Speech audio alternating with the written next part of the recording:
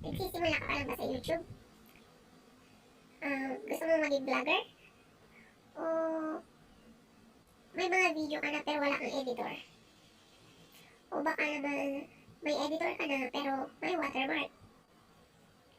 Yan, madali lang yan. Tuturuan ko kayo dito sa video na to.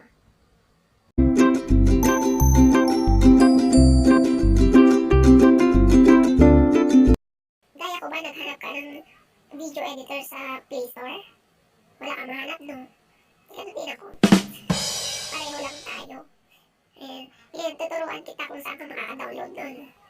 Basta, panoorin mo lang to hanggang matapos. Then, solve na yung problema mo. Wow! Itong video editor na sinasabi ko is KineMaster. Siguro pamilya ka na doon. Alam mo na rin kung paano gamitin. Ang problema mo lang, may watermark. So, yun nga. Yun ang gagawin natin dito ngayon. So, start na tayo. Yung iba nga pala nag-download sa Easy Market. Pero ako kasi, lahat ng version doon, hindi siya okay sa Android phone ko. So, naghanap ako ng iba para ma-download yung walang watermark. Ayan. Yun ang ituturo ko sa inyo. Kung hindi rin pwede sa inyo yung nasa Easy Market. Ayan. Ayan. Nakapag-download na pala ako ng KineMaster na walang watermark. What? So, abangan nyo na lang hanggang sa dulo ng video na to kung paano ko din-download ito. Are you sure about that? Okay, open na natin yung KineMaster. Ayan. Bibigyan ko na lang muna kayo ng konting tutorial. Ayan, remind muna. Ayan. Kung gagawa tayo ng video, dito tayo sa plus sign. Ayan. Kunwari, gagawa na lang tayo ng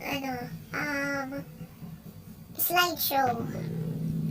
Dito tayo pupunta sa media. Hahanap ng pictures. Kunwari ito. Ito. Itatap lang natin yung mga gusto natin i-add na. Na-add na yung mga pictures. Yan. Then, kung may outro ka na, pwede mo siyang i-add. Intro pala, sorry. Yan. I-add natin yung intro natin. And yung outro, kung nailagay mo na lahat yung gusto mong ilagay sa i-slideshow mo. Yan. Yung outro, ilagay natin. Yan. Next video, gagawa ako ng tutorial kung paano gumawa ng intro at saka outro. Okay. Ayan. Nalagay na nga natin. Pwede natin siyang i-play.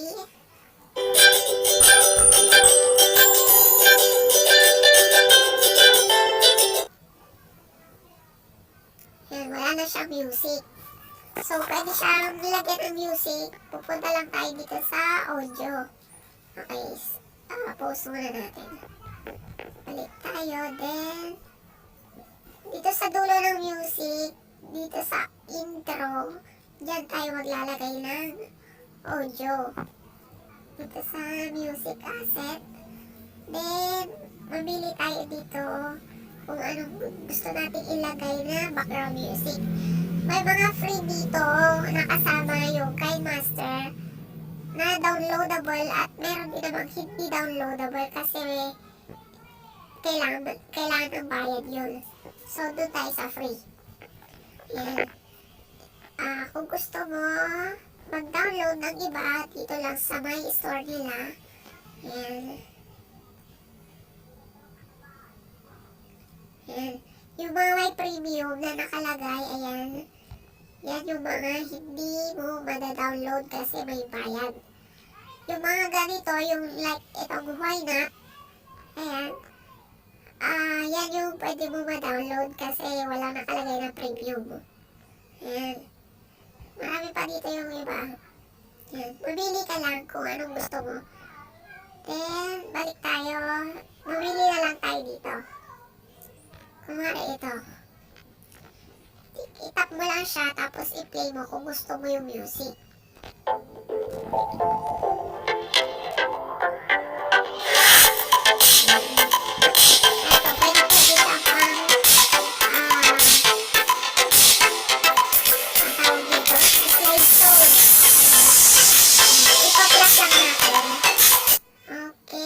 na siya.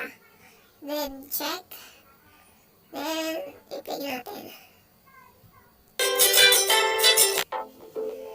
Yan.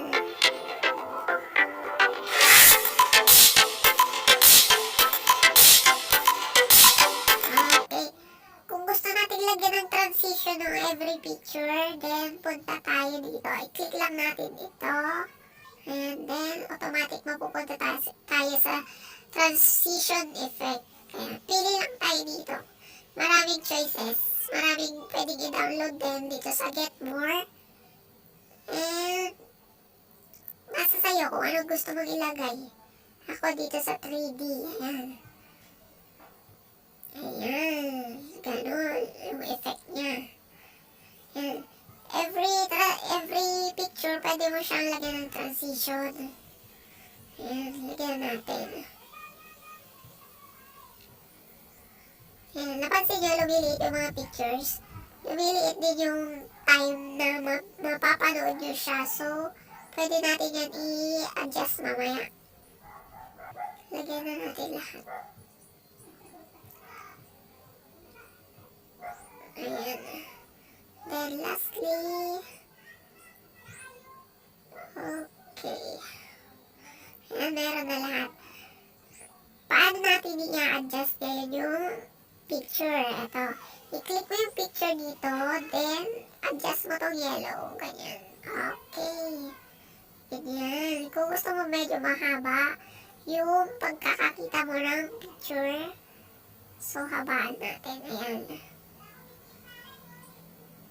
Kung gusto mo naman maikli lang, pwede mo siyang iklian. Pwede mo siyang huwag nang i-adjust. Pero napakadali naman yun kasi. So, adjust na lang natin. Since konti lang naman yung pictures na nilagay natin. Ayan. Okay na. Ayan. Play natin ulit.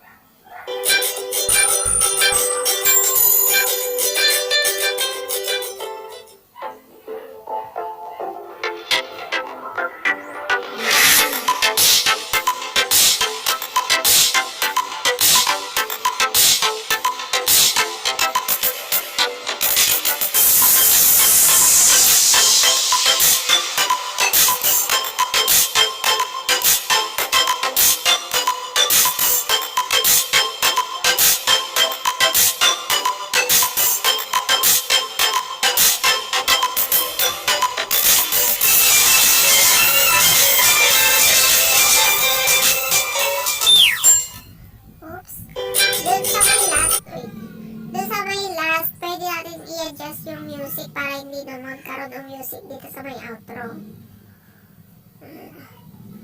Ito, adjust lang natin yung yellow din. Ayan, hanggang sa may dulo. Ayan. Okay.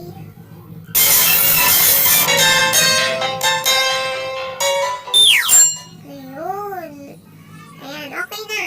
Then, paano mag-save? Out lang ito. Ayan. Then, ito na yung ginawa natin. Pwede mo siya lagyan ng title. Tap mo lang yung pangalan niya. Lagyan natin ng slideshow. Okay. Then, share ito. Ayan. Then, export. Yan, pag na-export yan, pwede mo na siyang i-upload sa YouTube channel mo. Depende rin kasi yan. Kung mahaba yung video mo, mahaba din yung yung time ng pag-export ng project natin. And yun nga guys, sa dulo ng video na to, sasabihin ko kung saan mo makikita yung saan mo makukuha yung KineMaster na walang watermark. Ayan. Ayan. Ayan, na-export na nga natin. And na-save na siya sa gallery natin. Yun, tapos na nga. Ang dali lang, di ba? Easy! Ngayon, sasabihin ko na kung saan makukuha yung link ng KineMaster na walang watermark. Wow! Nasa description box. Ayan, nasa pinakadulo ng description box nyo makikita yung link. Ayan. Dalawang link yan. Depende kung anong magiging okay dyan sa Android phone ninyo. Ayan. So, try nyo lang siyang i-download. Free yan. Tsaka walang watermark. Try nyo. Thank you for watching. Happy editing.